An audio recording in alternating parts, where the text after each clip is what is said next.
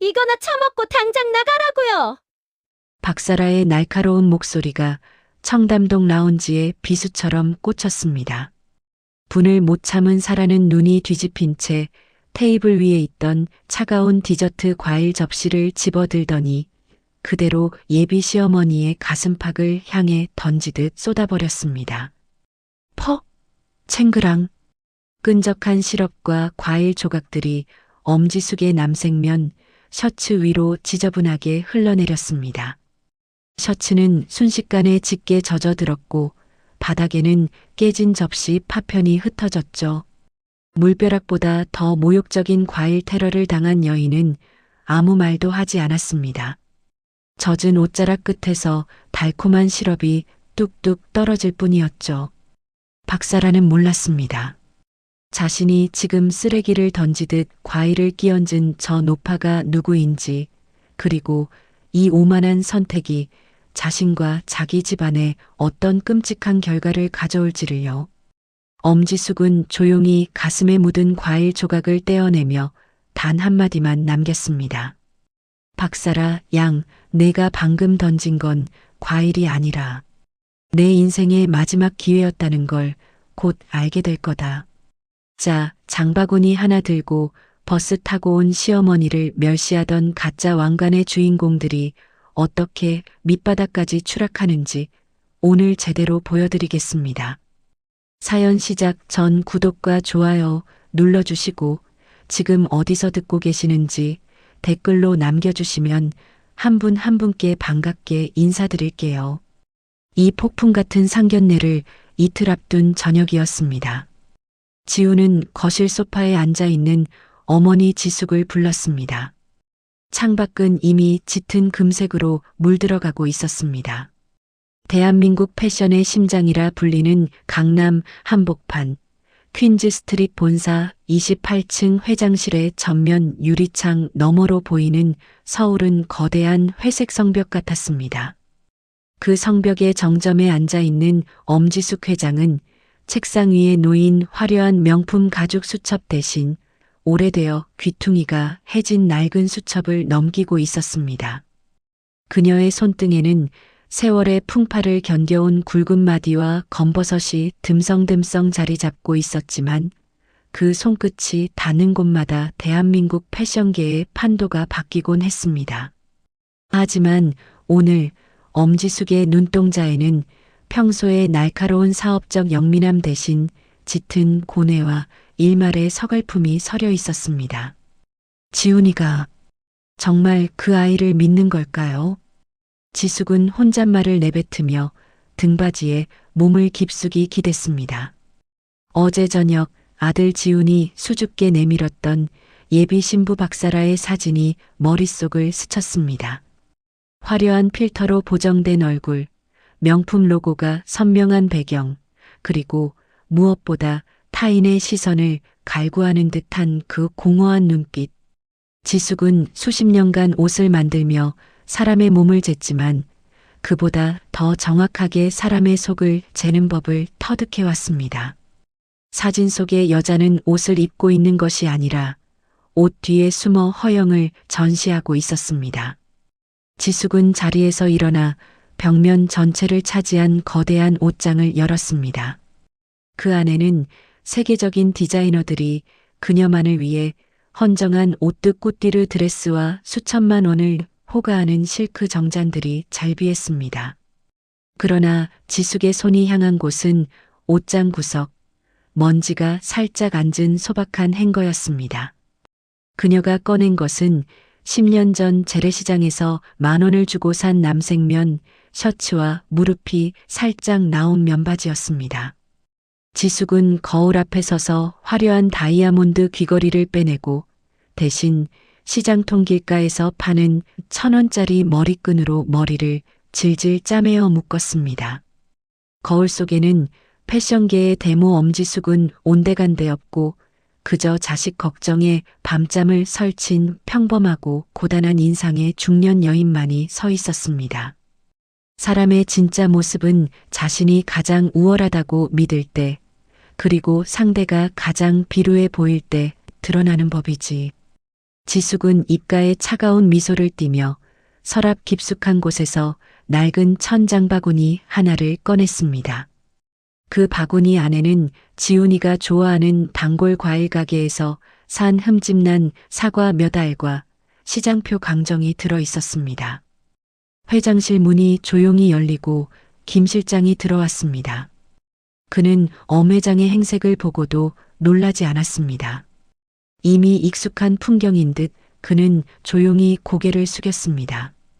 회장님, 차량 준비할까요? 아니, 오늘은 필요 없네. 김 실장도 퇴근해.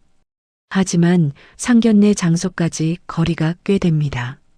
이 행색으로 버스를 타시겠다는 말씀이십니까? 버스만큼 사람 냄새 맡기 좋은 곳이 어디 있나? 그리고 내 아들이 사랑한다는 여자가 버스 타고 온 시어머니를 어떻게 맞이하는지 내 눈으로 직접 봐야겠어. 지숙은 장바구니를 팔에 걸치고 단호하게 발걸음을 옮겼습니다. 엘리베이터가 내려가는 동안 그녀는 화려한 조명 아래 비친 자신의 초라한 그림자를 응시했습니다. 이것은 단순한 변장이 아니었습니다. 평생을 진짜와 가짜를 구별하는 데 바쳐온 그녀가 자신의 아들을 위해 준비한 마지막 진실 게임이었습니다. 건물 로비를 나서는 엄지숙의 뒤로 퇴근길에 찬 바람이 불어왔습니다. 그녀는 익숙하게 버스 정류장으로 향했습니다. 화려한 네온 사인이 번쩍이는 강남 거리를 배경으로 장바구니를 든 여왕의 은밀한 외출이 시작되고 있었습니다. 그녀의 가슴 속에는 아들이 상처받지 않기를 바라는 어머니의 마음과 가짜를 용납하지 못하는 회장의 냉철함이 팽팽하게 맞서고 있었습니다.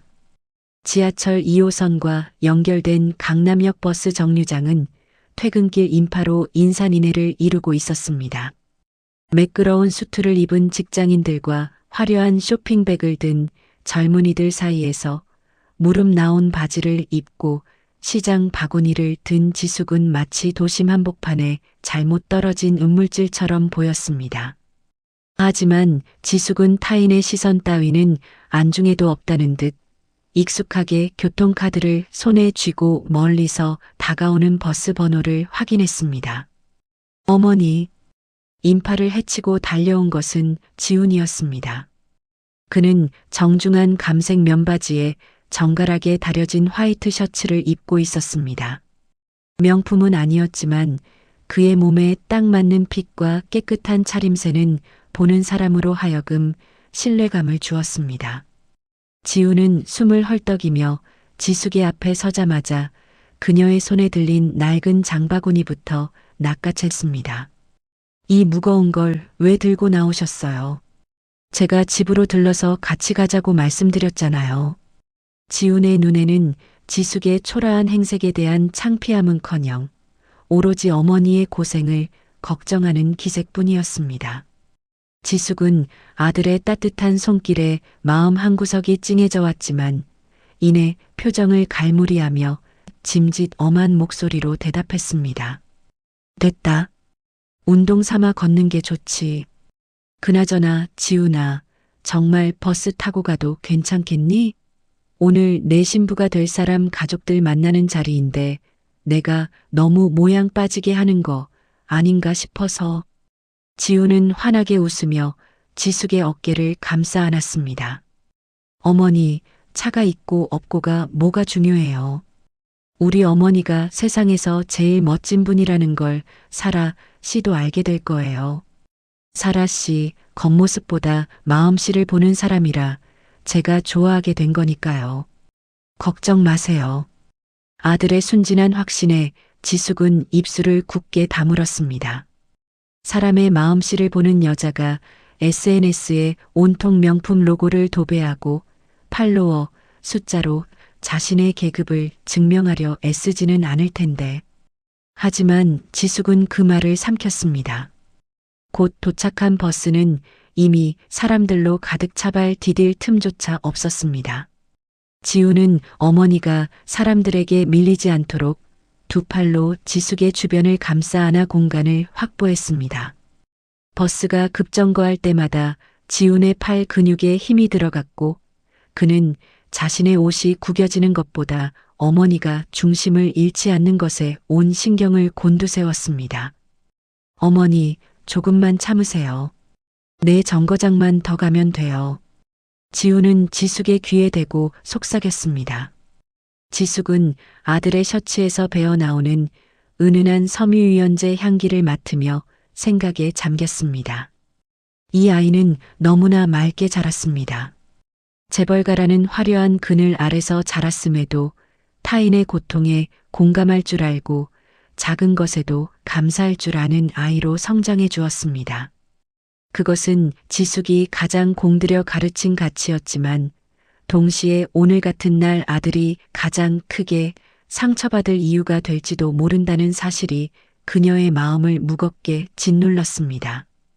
버스 창밖으로 청담동의 화려한 명품 거리 풍경이 스쳐 지나갔습니다. 쇼윈도 안의 마네킹들은 지숙이 직접 디자인하거나 선별한 수천만 원대의 의상을 입고 도도하게 서 있었습니다.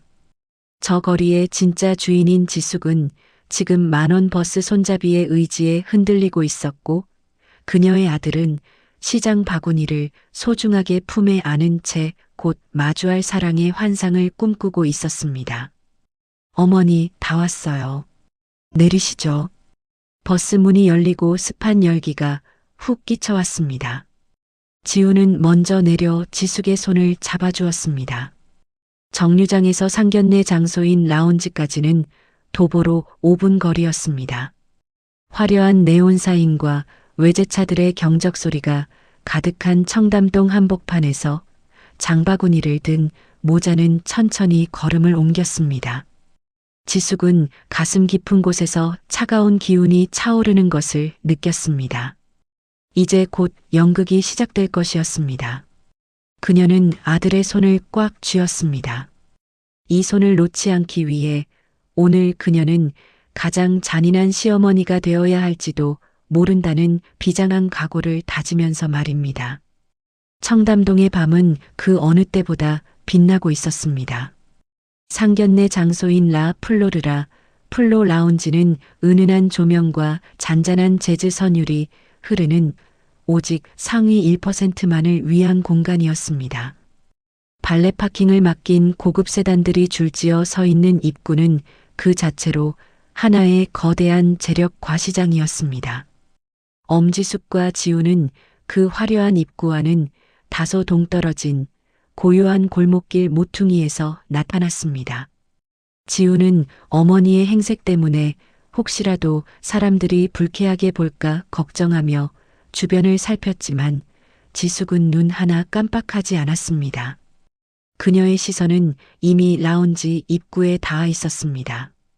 검은색 벤츠 S클래스에서 내리는 세 사람이 보였습니다. 앞장선 이는 김봉만 대표였습니다. 값비싼 이탈리아산 수트에 번쩍이는 악어 가죽 구두, 그리고 손목에는 다이아몬드가 박힌 명품 시계가 번뜩였습니다. 그의 옆에는 지훈의 예비 신부 박사라가 팔짱을 끼고 서 있었습니다. 사라는 오늘을 위해 공들여 고른 듯한 연분홍빛 드레스를 입고 있었고 옅은 화장 위로 콧대가 한껏 높아져 있었습니다. 그녀의 인스타그램 피드에 올라올 법한 완벽한 상견례 룩이었습니다. 그들의 뒤에는 사라의 어머니가 화려한 진주 목걸이를 자랑하며 위풍당당하게 서 있었습니다. 지우는 그들을 발견하고 환하게 웃으며 손을 흔들려 했습니다. 그러나 지숙은 지훈의 팔을 살짝 잡아 제지했습니다. 아직은 아니야, 지훈아. 지숙의 목소리에는 미묘한 긴장감이 실려 있었습니다. 그녀는 그저 모퉁이에 서서 그들을 지켜보았습니다. 사라의 가족은 라운지 입구에서 대화를 나누고 있었습니다. 김봉만 대표가 손목시계를 들여다보며 인상을 찌푸리는 모습이 보였습니다. 아직 안 왔나? 시간 약속도 못 지키는 집안인가? 그의 목소리는 들리지 않았지만 입모양만으로도 충분히 그들의 짜증 섞인 대화를 짐작할 수 있었습니다. 바로 그때 사라의 시선이 골목길 모퉁이에 멈췄습니다. 시장 바구니를 들고 서 있는 엄지숙과 그 옆에 지훈을 발견한 것입니다. 사라의 얼굴에서 환한 미소는 순식간에 사라지고 당혹감과 불쾌감이 뒤섞인 표정이 스쳐 지나갔습니다. 그녀는 옆에 서 있던 어머니의 팔꿈치를 툭 쳤고 사라의 어머니 역시 엄지숙의 행색을 보자마자 입을 떡 벌렸습니다. 김봉만 대표의 얼굴은 점점 붉게 물들었습니다. 어머, 지훈 오빠. 아니, 이게 무슨... 사라의 목소리가 채 끝나기도 전에 김봉만 대표가 먼저 차가운 목소리로 쏘아붙였습니다. 아니, 설마 지훈이 자네 어머니가 이 차림으로 오신 겁니까? 여기가 어디라고 시장이라도 가는 길입니까? 그의 시선은 엄지숙의 낡은 옷과 장바구니에 고정된 채 경멸감을 숨기지 않았습니다. 지훈은 얼굴이 하얗게 질려 어쩔 줄 몰라 했습니다. 급하게 엄지숙의 손에 들린 장바구니를 다시 빼앗으려 했지만 지숙은 그를 제지하며 차분한 목소리로 입을 열었습니다. 안녕하세요, 김 대표님. 제가 엄지훈의 어머니입니다.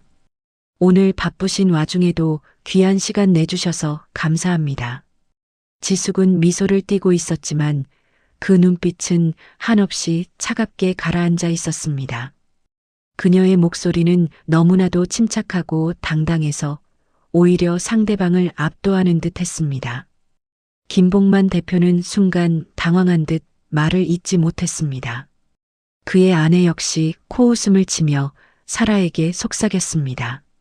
쟤네 집안에 차도 없니? 버스 타고 온 거야? 사라는 애써 미소를 지어 보였지만 그 미소는 금방이라도 깨질 듯 위태로워 보였습니다. 오빠, 왜 제게는 아무 말씀도 안 해주셨어요? 어머니 옷차림이 너무... 그녀는 말을 흐리며 지훈을 흘겨보았습니다. 지훈은 죄인이 된 듯 고개를 숙였습니다. 죄송합니다. 제가 미리 말씀드렸어야 했는데. 지훈의 사과에 김봉만 대표는 더욱 기세등등해졌습니다.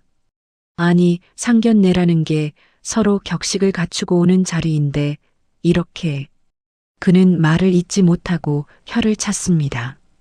엄지숙은 그들의 비난 섞인 시선과 경멸 가득한 말투를 묵묵히 받아들였습니다. 그녀의 얼굴에는 어떤 감정의 동요도 보이지 않았습니다. 마치 모든 것을 예측했다는 듯이 지숙은 그들의 얼음처럼 차가운 시선 속에서 오히려 더 단단해지는 자신을 느꼈습니다. 라운지 안으로 들어서는 순간 그녀는 아들의 손을 꽉 쥐었습니다. 이 차가운 공간에서 그녀는 아들을 지키기 위한 자신만의 방식으로 여왕의 위엄을 보여줄 준비를 마쳤습니다. 그녀의 눈빛은 비로소 결연한 빛을 띠기 시작했습니다. 호텔 라운지의 전용 룸으로 들어서자 공기는 더욱 차갑게 얼어붙었습니다. 화려한 샹들리에가 내뿜는 빛은 테이블 위에 놓인 본차이나 식기들에 반사되어 눈이 시릴 정도로 번뜩였고 지숙이 내려놓은 낡은 천장 바구니는 그 우아한 풍경 속에서 마치 버려진 쓰레기처럼 이질감을 뿜어냈습니다. 김봉만 대표는 자리에 앉자마자 손수건을 꺼내 코끝을 가볍게 훔쳤습니다. 마치 룸 안에 배어든 가난의 냄새를 차단하겠다는 노골적인 몸짓이었습니다. 사라의 어머니 조혜자 역시 가방에서 명품 부채를 꺼내 연신 부채질을 하며 지숙을 훑어보았습니다. 자, 서로 시간 낭비할 것 없으니 본론부터 하죠. 식사가 서빙되기도 전이었습니다. 김봉만 대표가 정장 안주머니에서 두툼한 서류 봉투 하나를 꺼내 테이블 중앙으로 밀어 넣었습니다. 봉투가 미끄러지며 지숙 앞에 놓인 낡은 장바구니를 툭 쳤습니다. 이게 뭡니까? 지훈이 당황하며 물었지만 김 대표는 대답 대신 턱 끝으로 서류를 가리켰습니다. 지숙은 아무 말 없이 봉투 안에 서류를 꺼냈습니다. 맨 윗장에는 굵은 글씨로 혼전 합의서라는 제목이 적혀 있었고 그 뒷장에는 빼곡하게 적힌 예단 및 혼수 목록이 있었습니다. 지훈 군, 자네는 성실한 친구지만 솔직히 말해서 우리 사라 수준에 맞추기엔 턱없이 부족하지 않나? 유치원 교사 월급으로 우리의 품위 유지비나 감당하겠어? 그래서 우리 쪽에서 조건을 좀 정리했네. 지숙은 안경을 고쳐 쓰고 리스트를 천천히 읽어 내려갔습니다. 강남 30평대 아파트 증여세 포함 본인 부담, 시댁 식구 경제적 지원 불가 명시, 예단 품목 에르메스 버킨백 3종, 롤렉스 시계 2종, 현금 2억 원 등 품목 하나하나가 지숙이 운영하는 퀸즈 스트릿에서 최고가로 판매되거나 관리되는 상품들이었습니다. 지숙의 입가에 옅은 실소가 스쳤습니다. 하지만 조혜자는 그 미소를 비웃음이 아닌 당혹감으로 해석한 듯 목소리를 높였습니다. 어머, 사돈 되실 분. 표정이 왜 그러세요? 요즘 이 정도는 기본이에요. 우리 사라가 인스타그램 팔로워가 몇 명인 줄 아세요? 걔가 한번 입고 올리는 옷이 다 돈인데 수준 떨어지는 시댁이랑 엮였다는 소문나면 우리의 사업 망해요.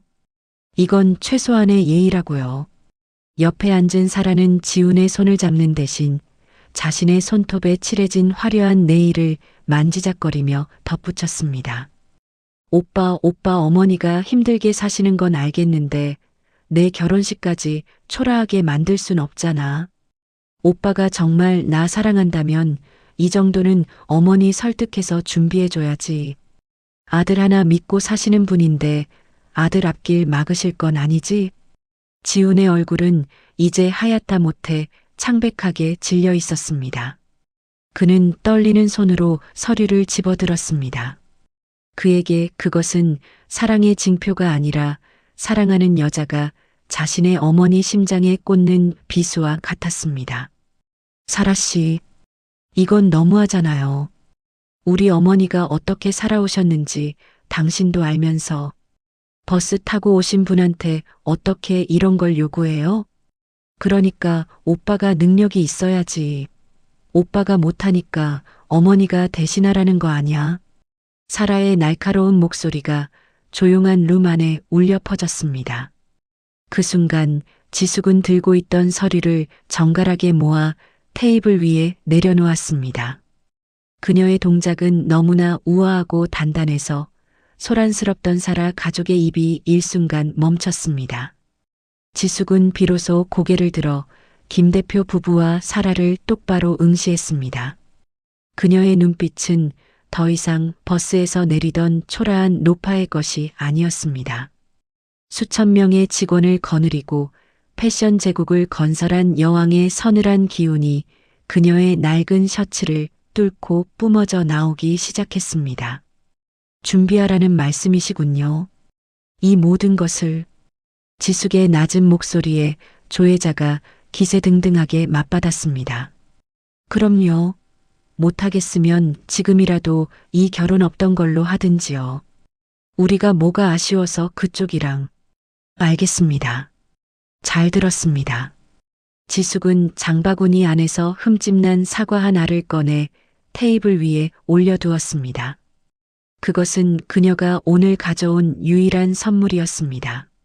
하지만 그 사과는 이제 상견례를 축하하는 과일이 아니라 곧 벌어질 전쟁의 서막을 알리는 신호탄이 되었습니다. 지숙은 서서히 자리에서 일어날 채비를 하며 아들 지훈을 바라보았습니다. 아들의 눈에 맺힌 눈물을 본 순간 지숙의 마음속에 남아있던 일말의 자비심마저 차갑게 식어버렸습니다. 지숙이 자리를 털고 일어나려 하자 룸 안의 공기는 순식간에 임계점에 도달했습니다. 김 대표는 거만하게 의자에 몸을 기대며 코웃음을 쳤고 조혜자는 마치 벌레를 보듯 지숙을 아래 위로 훑어내렸습니다.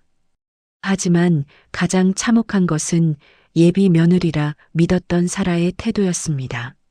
사라는 테이블 위에 놓인 흠집난 사과를 보더니 마치 참을 수 없는 오물을 본 것처럼 얼굴을 일그러뜨렸습니다. 어머니, 지금 장난하세요? 이런 싸구려 사과 몇 알을 선물이라고 가져오신 거예요? 사라의 목소리는 히스테릭하게 떨리고 있었습니다.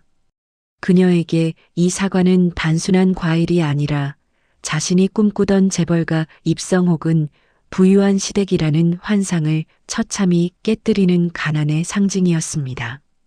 사라는 지훈의 손을 거칠게 뿌리치고는 테이블 위에 놓인 과일 접시를 손으로 휘둘렀습니다. 챙그랑 날카로운 파열음과 함께 본차이나 접시가 바닥에 떨어져 산산조각이 났습니다. 그와 동시에 사라가 지숙이 가져온 장바구니를 낚아채더니 룸 구석으로 내팽개쳤습니다. 바구니 안에 들어있던 사과들이 바닥을 굴렀고 지숙이 정성스레 준비한 시장표 강정 봉투가 터지며 내용물이 사방으로 흩어졌습니다. 사라 씨, 지금 뭐 하는 거예요?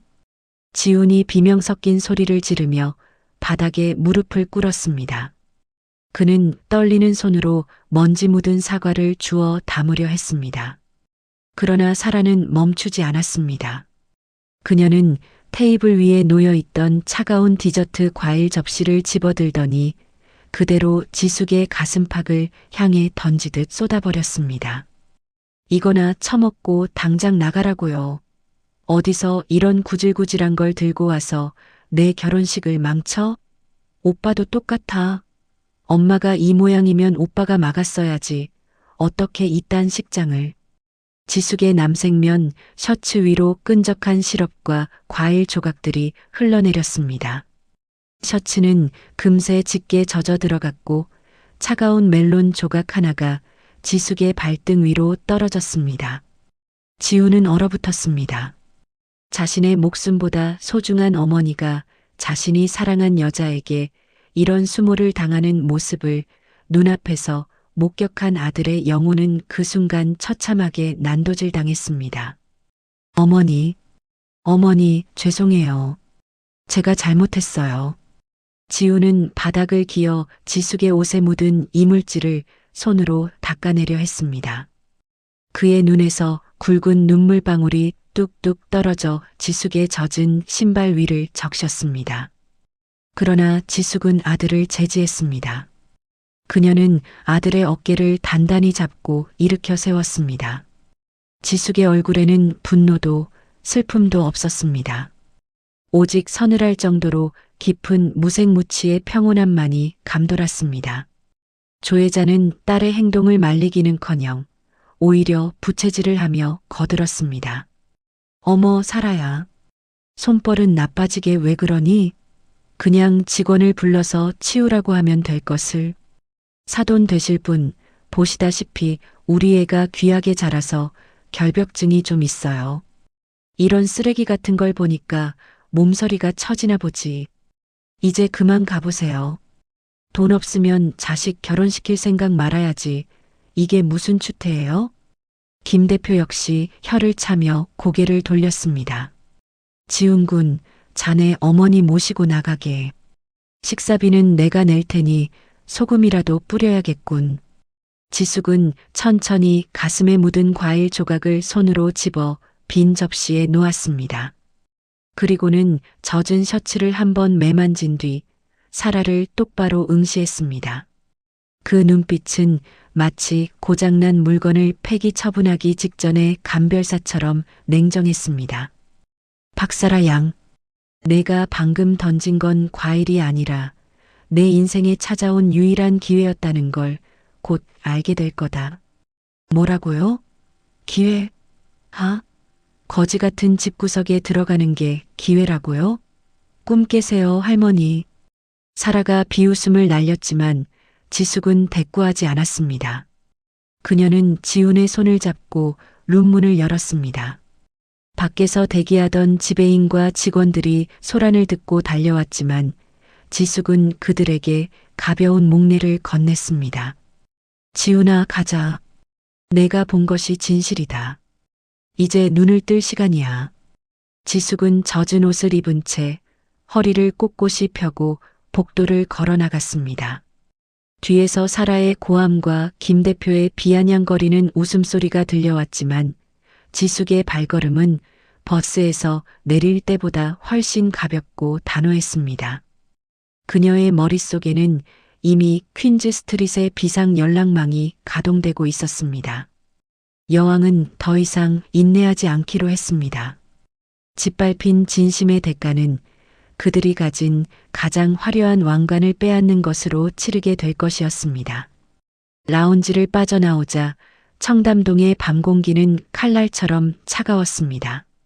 젖은 지숙의 셔츠 사이로 스며드는 한기는 뼈마디를 시리게 했지만 지훈의 가슴 속에 들어찬 시린 배신감에 비할 바는 아니었습니다. 지훈은 마치 넋이 나간 사람처럼 비틀거리며 어머니의 뒤를 따랐습니다. 그가 그토록 사랑했던 순수하고 당당하다고 믿었던 사라의 모습은 온데간데 없었습니다. 대신 그 자리엔 오물과 독서를 내뱉는 괴물만이 남아 있었습니다. 지훈아. 지숙이 멈춰서서 아들을 돌아보았습니다. 가로등 불빛 아래 비친 지숙의 얼굴은 참혹하게 젖어 있었지만 눈빛만은 형형하게 빛나고 있었습니다. 지훈은 차마 어머니의 얼굴을 마주하지 못한 채 바닥만 바라보며 떨리는 목소리로 말했습니다. 어머니, 죄송합니다. 제가 그런 여자인 줄도 모르고 어머니께 이런 수모를. 아니다. 내 잘못이 아니야. 사람의 가면은 너무나 정교해서 직접 벗겨지기 전까지는 누구도 알 수 없는 법이니까. 지숙이 아들의 손을 잡으려던 찰나 지훈의 주머니 속 핸드폰이 미친 듯이 진동하기 시작했습니다. 박사라였습니다. 지훈은 잠시 망설이다 전화를 받았습니다. 혹시라도 단 1%라도 그녀가 제정신으로 돌아와 사과하기를 바라는 미련이 남았을지도 모릅니다. 하지만 스피커를 뚫고 흘러나온 것은 사과가 아닌 얼음장 같은 폭언이었습니다. 야, 엄지훈. 너 지금 당장 돌아와서 우리 아빠 앞에 무릎 꿇고 빌어. 내 엄마가 망친 분위기 어떻게 책임질 거야? 사라 씨, 당신 방금 우리 어머니한테 무슨 짓을 했는지 정말 몰라서 그래요? 지훈의 목소리가 떨렸습니다. 하지만 전화기 너머 사라는 코웃음을 쳤습니다. 내가 뭐, 그 거지 같은 사과 몇 알? 야, 그딴 건 우리 집 강아지도 안 먹어. 너희 엄마 수준 딱 나오더라. 어디서 버스 타고 와서 시장 바구니를 내밀어? 너도 그래. 유치원 선생 월급으로 나랑 결혼 꿈꿨으면 최소한 빌빌대는 신용이라도 해야 할 거 아냐. 너희 엄마 같은 수준이랑은 평생 같이 못 살아. 창피해서 얼굴도 못 들겠으니까. 당신 정말 무서운 사람이었네요. 무서워? 난 현실적인 거야. 너랑 결혼하려고 했던 거, 내가 성격 좋고 말 잘 들어서 가성비로 데리고 살려고 했던 것뿐이야. 근데 시댁이 저 모양이면 가성비도 안 나오지. 파혼이야. 연락하지 마. 아, 그리고 내가 준 가방이랑 선물들, 그거 다 짝퉁인 거 아니지? 그것들도 다 버릴 거니까 알아서 해. 뚝 소리와 함께 전화가 끊겼습니다. 지훈은 그대로 길가에 주저앉았습니다. 가성비. 그 잔인한 단어가 지훈의 심장을 난도질했습니다. 2년의 시간이 그가 쏟았던 진심이 모두 저렴한 가격표가 매겨진 상품처럼 취급받았다는 사실에 지훈은 입을 틀어막고 소리 없는 비명을 내질렀습니다. 지숙은 말없이 주저앉은 아들의 등을 가만히 쓸어내렸습니다. 그녀는 이미 알고 있었습니다. 사라 같은 부류에게 사람의 가치란 오직 숫자로만 증명된다는 것을요. 지숙은 품 안에서 핸드폰을 꺼냈습니다. 그리고 저장된 단축번호 1번을 눌렀습니다. 나다. 전화기 너머에서 숨죽인 목소리가 들려왔습니다. 퀸즈 스트릿의 총괄 본부장이자 지숙의 오른팔인 김 실장이었습니다. 지금 당장 박사라라는 이름으로 나가는 모든 협찬 리스트 가져와. 그리고 우리 계열사 플랫폼에서 그 아이 계정으로 연결된 링크들 전부 끊어버려. 이유? 리스크 관리다. 브랜드 가치를 훼손하는 인물과는 계약을 유지할 수 없다는 조항 있지? 지숙의 목소리는 낮았지만 그 안에 담긴 위험은 거대한 파도처럼 청담동 거리를 압도했습니다. 그리고 김봉만 대표의 강성건설. 우리가 이번에 진행하는 퀸즈 복합 쇼핑몰 입찰 후보에 있었지? 탈락시켜. 재무 건전성 미달과 오너 리스크를 사유로 잡아. 아주 철저하게 법적으로 문제없게 진행해. 전화를 끊은 지숙이 다시 지훈을 바라보았습니다. 지훈은 어느새 눈물을 닦고 일어서 있었습니다. 그의 눈에는 더 이상 미련이 서려 있지 않았습니다. 오직 차가운 각성과 어머니에 대한 죄책감만이 남아 있었습니다. 어머니, 저 이제 알 것 같아요. 제가 지켜야 할 왕관이 무엇인지. 지숙은 아들의 손을 잡았습니다. 젖은 옷은 여전히 차가웠지만 두 사람의 손바닥 사이로 흐르는 결의는 그 어느 때보다 뜨거웠습니다. 그래, 지훈아. 이제 가짜 왕관을 쓴 자들이 어떻게 무너지는지 똑똑히 지켜보렴. 여왕의 자비는 오늘로 끝났다. 두 사람은 다시 길을 걸었습니다. 화려한 네온 사인이 일렁이는 거리를 지나 두 사람은 다시 버스 정류장 앞에 섰습니다. 하지만 이번에 기다리는 버스는 단순한 운송수단이 아니었습니다. 그것은 심판의 날을 향해 달려가는 여왕의 전차와도 같았습니다. 다음 날 아침 퀸즈 스트릿 본사의 공기는 평소보다 몇 배는 더 날카롭게 얼어붙어 있었습니다. 로비에 들어서는 직원들은 일제히 숨을 죽였습니다. 어제 퇴근할 때만 해도 인자한 미소로 시장 바구니를 들고 나갔던 엄지숙 회장이 오늘은 한치의 오차도 없는 짙은 감색 정장에 서슬퍼런 카리스마를 두르고 나타났기 때문입니다. 회의실로 모두 집합시키세요. 5분 드립니다. 지숙의 짧은 한마디에 본부장급 임원들이 혼비백산하여 움직였습니다. 대회의실 상석에 앉은 지숙은 젖은 옷을 벗어 던지고 다시 대한민국 패션 제국을 호령하는 여왕의 모습으로 돌아와 있었습니다. 그녀의 앞에는 김 실장이 밤새 정리한 보고서가 놓여 있었습니다. 박사라, 팔로워 80만 명의 패션 인플루언서, 우리 퀸즈 스트릿의 영 캐주얼 라인 메인 모델이자 계열사 편집숍의 전속 앰버서더군요. 지숙이 태블릿 화면을 손가락으로 튕기자 사라가 화려한 옷을 입고 웃고 있는 사진들이 나열되었습니다. 그 사진 속 옷들은 모두 지숙의 손끝에서 탄생한 브랜드들이었습니다. 이 아이가 입고 있는 옷, 가방, 구두 전부 회수하세요. 오늘 정오를 기점으로 박사라와 관련된 모든 계약을 해지합니다. 사유는 품위 유지 위반 및 브랜드 이미지 훼손입니다. 마케팅 본부장이 당황하며 입을 열었습니다. 회장님, 현재 박사라와 진행 중인 가을 시즌 캠페인이 막 시작되었습니다. 갑자기 중단하면 위약금 문제가. 지숙이 서늘한 눈빛으로 본부장을 바라보았습니다. 위약금? 법무팀을 불러서 어제 청담동 라운지의 CCTV 영상과 음성 기록을 넘기세요. 예비 시어머니에게 오물을 투척하고 폭언을 일삼는 인플루언서라니. 우리 브랜드의 우아함과 품격에 이보다 더 큰 위해가 어디 있겠습니까? 오히려 우리가 손해배상을 청구해야 할 사안입니다. 회의실은 찬물을 끼얹은 듯 조용해졌습니다. 지숙의 반격은 여기서 끝이 아니었습니다. 다음은 강성건설의 김봉만 대표입니다. 우리가 추진 중인 퀸즈메가 쇼핑몰의 309 건설 입찰에서 강성건설을 배제하세요. 그리고 그들이 현재 우리 은행권에 신청한 단기 대출 연장권 재심사 들어가라고 하세요. 오너의 도덕적 리스크가 기업의 존립을 위협한다는 명목이면 충분합니다. 지숙의 명령은 정교하고 신속했습니다.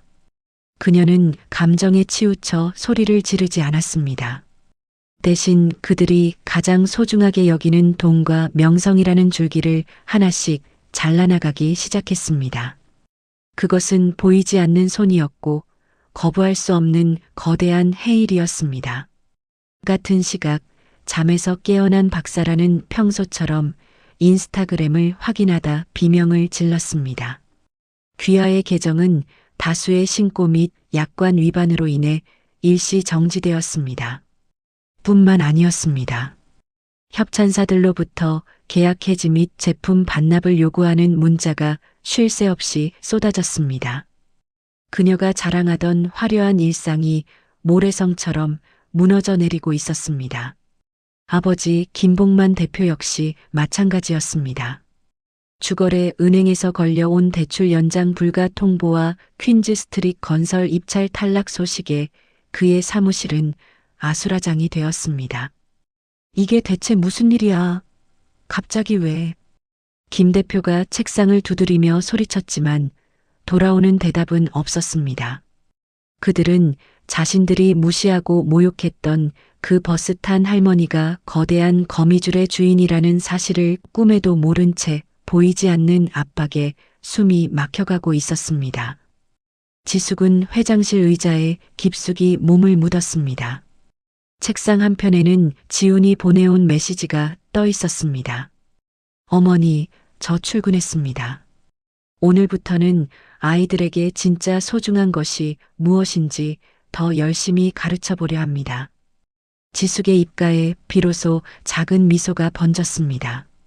그래, 지훈아. 가짜들은 가짜답게 사라져야 하는 법이지. 지숙은 창밖의 서울 시내를 내려다보았습니다. 여왕의 귀환은 조용했지만 그 여파는 이제 막 시작된 폭풍과도 같았습니다. 박사라의 거실은 흡사 전쟁터와 같았습니다. 평소라면 완벽한 조명 아래 신상품을 늘어놓고 언박싱 영상을 찍었을 공간이었지만 지금은 들이닥친 퀸즈 스트릿 물류팀 직원들이 협찬품들을 박스에 쓸어 담고 있었습니다. 잠깐만요. 이거 어제 받은 한정판 100이란 말이에요. 아직 사진도 안 찍었는데. 사라가 비명을 지르며 가방 끈바지를 붙잡았지만 무표정한 직원은 계약 해지 통보서를 내밀며 차갑게 대꾸했습니다. 박사라 씨, 계약서 제12조 사항에 의거 브랜드의 명예를 실추시킨 귀하에 대한 모든 물품 지원은 즉시 중단됩니다. 또한 이미 게시된 포스팅들에 대해서도 허위 사실 및 이미지 훼손에 따른 구상권 청구가 들어갈 예정이니 법무팀의 연락을 기다리십시오. 사라는 바닥에 주저앉아 멍하니 거실을 바라보았습니다. 벽면을 가득 채웠던 화려한 옷들과 명품 구두들이 빠져나간 자리는 흉측한 벽지 자국만을 남긴 채 비어버렸습니다. 그것은 마치 그녀의 영혼이 가졌던 알맹이 없는 허영이 한순간에 증발한 모습과도 같았습니다. 같은 시각 강성건설 김봉만 대표의 사무실 역시 지옥으로 변해 있었습니다. 뭐라고? 주거래 은행에서 만기 연장을 안 해준다고? 어제까지만 해도 긍정적이었잖아. 전화기 너머의 은행 지점장은 곤란한 기색을 숨기지 않았습니다. 김 대표님, 윗선에서 지시가 내려왔습니다. 강성건설의 불투명한 자금 흐름과 최근 불거진 오너 리스크에 대해 전면 재검토하라고요. 죄송합니다. 저희로서도 어쩔 도리가 없습니다. 김봉만은 떨리는 손으로 전화를 끊었습니다. 연이어 들어온 소식은 더 참혹했습니다. 퀸즈메가 쇼핑몰 입찰 탈락은 물론 이미 진행 중이던 하청 업체들이 공사 대금, 선지급을 요구하며 현장을 멈춰 세웠다는 소식이었습니다. 부도의 공포가 목을 죄어왔습니다. 누구야? 대체 누가 나를? 설마 그 유치원 선생 놈인가? 김봉만은 아들 지훈을 떠올렸지만 일개 교사가 이런 거대한 자본의 흐름을 좌우할 리 없었습니다. 그때 거실에서 실성한 듯 울부짖던 사라가 안방으로 뛰어들어왔습니다. 아빠, 내 인스타가 정지됐어. 협찬사들이 다 위약금 내놓으래. 지훈 오빠한테 전화 좀 해봐. 그 엄마라는 노인네가 뭐라도 아는 거 아니야? 그제야 두 사람의 머릿속에 상견례 자리에서 보았던 지숙의 차가운 눈빛이 스쳤습니다.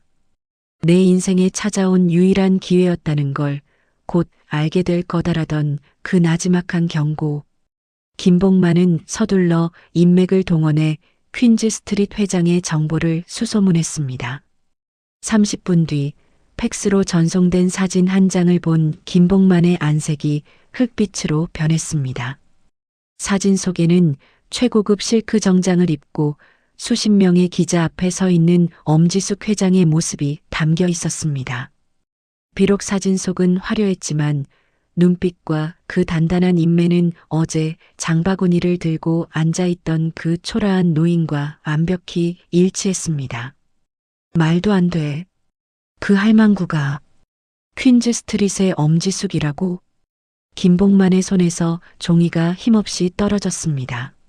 사라는 그 사진을 뺏어 들더니 비명을 내질렀습니다. 아니야. 그럴 리 없어. 시장 사과나 사오던 그 거지가 어떻게. 사라는 부정하고 싶었지만 머릿속엔 어제 자신이 던졌던 과일 조각들과 짓밟았던 장바구니의 환영이 떠올랐습니다. 그녀가 싸구려라고 비웃으며 내팽개쳤던 것은 사과가 아니라 자신의 미래를 통째로 살 수 있는 거대한 제국 그 자체였습니다. 거실 창밖으로 비가 내리기 시작했습니다.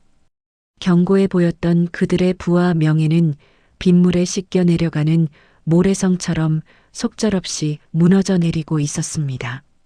이제 그들에게 남은 것은 파멸을 기다리는 공포뿐이었습니다. 장대비가 쏟아지는 밤이었습니다. 김복만 대표와 박사라는 지훈이 가르쳐 주었던 주소를 들고 낡은 빌라촌을 헤맸습니다. 며칠 전까지만 해도 경멸의 눈빛으로 바라보던 그 지저분하고 좁은 골목길이 이제 그들에게는 마지막 생명줄이 되어 있었습니다. 고가의 수트는 빗물에 젖어 엉망이 되었고 사라의 화려한 드레스 자락은 흙탕물에 범벅이 되었습니다. 여기다. 여기야. 김복만이 가리킨 곳은 지훈이 어머니와 살고 있다고 말했던 평범한 다세대 빌라의 반지하층이었습니다. 계단을 내려가며 김복만은 헛구역질을 참았습니다. 퀴퀴한 곰팡이 냄새가 진동하는 그곳을 향해 그는 생전 처음 보는 비굴한 표정으로 문을 두드렸습니다. 회장님, 엄지숙 회장님, 저희가 죽을 죄를 지었습니다. 철제 문이 끼익 소리를 내며 열렸습니다. 문을 연 것은 지훈이었습니다. 그는 더 이상 상견례 자리에서 울먹이던 나약한 남자가 아니었습니다.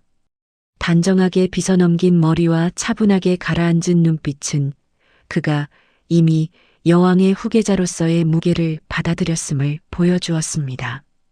어떻게 오셨습니까? 지훈 오빠, 나야 사라야. 내가 그때는 제정신이 아니었어. 응? 내가 너무 긴장해서. 오빠 사랑하는 거 알잖아. 사라가 지훈의 바짓가랑이를 붙잡으며 울부짖었습니다. 하지만 지훈은 차갑게 그 손을 떼어냈습니다. 안으로 들어오시죠. 어머니께서 기다리고 계십니다.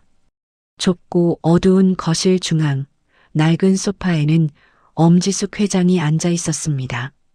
그녀는 다시 그날의 남색면 셔츠를 입고 있었습니다. 하지만 그 셔츠 위로 흐르는 위엄은 그 어떤 다이아몬드보다 눈부셨습니다. 지숙의 앞에는 그날 사라가 걷어찼던 장바구니에 담겨 있던 것과 똑같은 시장표 사과 한 알이 놓여 있었습니다. 김복만은 거실 바닥에 그대로 무릎을 꿇었습니다. 회장님, 몰라 뵀습니다.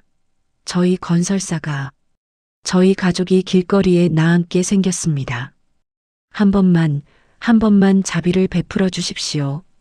지숙은 말없이 사과를 집어들어 칼로 천천히 깎기 시작했습니다. 서걱 사과 껍질이 잘려나가는 소리만이 정적을 깨웠습니다.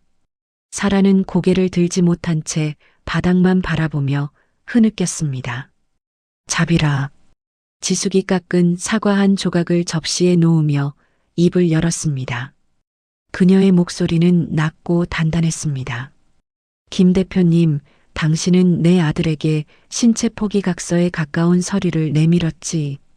박사라 양, 너는 내 아들의 진심을 가성비라 부르며 오물을 던졌고, 그때 당신들이 짓밟은 건 내 아들의 배경이 아니라 한 인간이 가진 가장 고귀한 진심이었네. 지숙은 사과 조각을 사라 쪽으로 밀어 넣었습니다. 이거 처먹고 꺼지라고 했었나? 자, 이제 내가 묻겠네. 이 사과 한 알이 지금 당신들 인생 전체보다 비싸 보이지 않나? 당신들이 그토록 숭상하던 돈과 권력이 진심이라는 기반 없이 얼마나 쉽게 무너지는 사상 누각인지 이제야 알겠나? 회장님, 제발. 당신들이 무시했던 그 버스 타는 아주머니는 당신들을 용서할 생각이 없네. 하지만 어머니로서 내 아들의 눈에서 눈물을 뽑아낸 대가는 철저히 치르게 할 생각이지. 돌아가게. 법무팀에서 청구한 위약금과 대출 상환 독촉은 이제 시작일 뿐이니까. 지숙의 선고는 준엄했습니다. 지우는 조용히 문을 열어 밖을 가리켰습니다. 사라와 김복만은 쫓겨나듯 반지하 방을 빠져나왔습니다. 다시 마주한 빗줄기는 그 어느 때보다 매서웠습니다. 뒤돌아본 낡은 빌라의 창문 너머로 지숙이 지훈의 어깨를 감싸 안으며 따뜻한 차를 따르는 실루엣이 비쳤습니다. 그것은 그들이 절대로 가질 수 없었던 진짜 금수저의 품격이었습니다. 박사라는 빗물 섞인 눈물을 흘리며 자신이 던졌던 사과 조각의 무게를 온몸으로 실감해야 했습니다. 계절은 4번의 순환을 거쳐 다시금 황금빛 낙엽이 흩날리는 가을의 초입에 다다랐습니다. 강남역 인근의 풍경은 1년 전과 다름없이 분주했지만 그 거리를 스쳐 지나가는 사람들의 운명은 극명하게 갈려 있었습니다. 한때 수십만 팔로워의 부러움을 샀던 박사라는 이제 더 이상 화려한 라운지에 나타나지 않았습니다. 그녀의 SNS 계정은 위약금 소송과 허위 광고 논란으로 점철된 채 폐쇄되었고, 그녀는 시장 귀퉁이의 노점에서 덤핑 의류를 팔며 하루하루를 버텼습니다. 그녀가 그토록 경멸했던 싸구려 옷들을 직접 몸에 걸치고 손님을 호객하는 그녀의 눈에는 과거의 오만함 대신 초점 없는 고단함만이 남았습니다. 그녀의 아버지 김복만 역시 파산 선고 후 지방의 건설 현장을 전전하며 자신이 무시했던 노동자들의 땀방울이 얼마나 무거운 것인지 뼈저리게 느끼고 있었습니다. 같은 시각 퀸즈 스트릿 본사 1층 로비에는 작은 변화가 생겼습니다. 화려한 모델의 사진 대신 현장에서 옷을 만드는 장인들의 손과 시장 상인들의 미소가 담긴 사진들이 전시되었습니다. 어머니, 준비되셨어요? 엘리베이터에서 내린 지훈이 밝게 웃으며 지숙을 맞이했습니다. 지훈은 이제 유치원을 떠나 퀸즈 스트릿의 상생 경영 본부장으로 재직 중이었습니다. 그는 수트 대신 편안한 리넨 셔츠를 입고 있었고 그의 손에는 여전히 익숙한 장바구니가 들려 있었습니다. 지숙은 거울을 보며 매무새를 가다듬었습니다. 그녀의 가슴에는 1년 전 사라가 던졌던 과일 시럽 자국 대신 아들이 첫 월급으로 선물한 작은 은색 브로치가 반짝이고 있었습니다. 가자꾸나. 오늘은 시장 골목 식당들이 축제라고 하니 늦으면 안 되겠어. 두 사람은 회장 전용차 대신 익숙한 걸음으로 버스 정류장을 향해 걸었습니다. 정류장에는 여전히 많은 사람이 줄을 서 있었고 곧이어 도착한 만원 버스의 문이 열렸습니다. 사람들의 어깨가 부딪히고 소음이 가득한 차내였지만 모자는 서로의 곁을 지키며 손잡이를 꽉 잡았습니다. 지훈아, 넌 이제 알겠니? 진짜 왕관이 무엇인지. 지숙이 창밖으로 흘러가는 서울의 야경을 보며 물었습니다. 지훈은 어머니의 손 위에 자신의 손을 겹치며 대답했습니다. 네, 어머니. 화려한 보석이 박힌 금관이 아니라 타인의 삶을 존중하고 자신의 진심을 지켜낼 줄 아는 마음이 진짜 왕관이라는 거요. 버스 안에 이 따뜻한 사람들과 섞여 살 수 있는 용기가 가장 큰 재산이라는 것도요. 지숙은 만족스러운 듯 미소 지었습니다.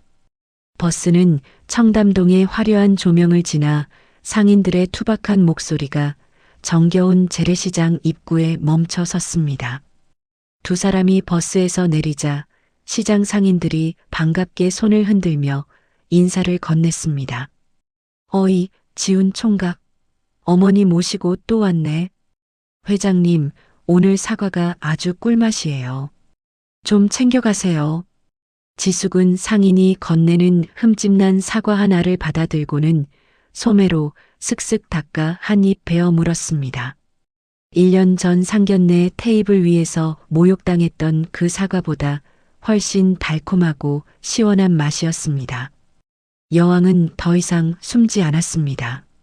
그녀는 가장 낮은 곳에서 사람들과 함께 웃으며 자신이 일군 제국이 단순한 돈의 성벽이 아니라 사람의 온기로 지탱되는 곳임을 증명하고 있었습니다. 노을이 지는 시장 골목, 장바구니를 든 모자의 그림자가 길게 늘어지며 이야기는 따뜻한 마침표를 찍었습니다. 진짜 왕관을 쓴 자들의 행진은 그렇게 소박하고도 위대하게 계속되었습니다.